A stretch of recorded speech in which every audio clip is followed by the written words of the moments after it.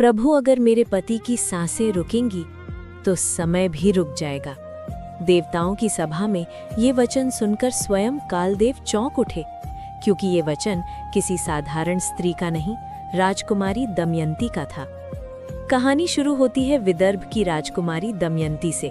उसका सौंदर्य इतना अद्भुत था कि देवता भी उससे विवाह करना चाहते थे, लेकिन उसका हृदय बस चुका था निषद के राजा नल पर। नल कोई साधारण राजा नहीं थे, धर्मप्रिय, वीर और प्रजा के रक्षक। देवताओं ने स्वयंवर में छल किया। वे सब नल का रूप धारण कर सभा में बैठ गए। चारों ओर एक जैसे चेहरे, कौन असली कौन देवता।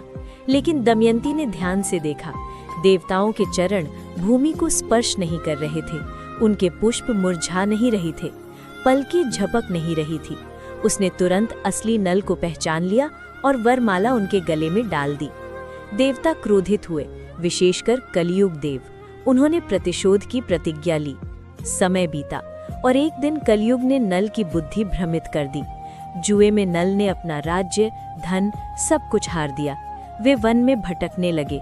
भूख, प्यास और दुख से टूटकर एक रात नल ने सोचा, मेरे कारण दमयंती दुखी है, और वे उसे सोता छोड़कर अकेले चले गए। जब दमयंती की आंख खुली, पति गायब थे, लेकिन उसने हार नहीं मानी। जंगल, नदी, पर्वत हर जगह खोजती रही। अंततः उसे ज्ञात हुआ कि नल को एक सर्प ने डस लिया था और वे कुरूप बनकर एक दूसरे राज्य में सारथी का काम कर रहे हैं। दमयंती वहां पहुंची।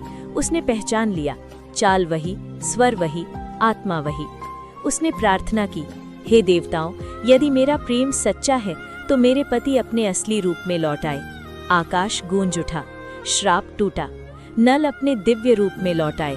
कलियुग पराजित हुआ। और तब देववाणी हुई कि सच्चा प्रेम और अटल निष्ठा समय, भाग्य और काल तीनों को बदल सकती है।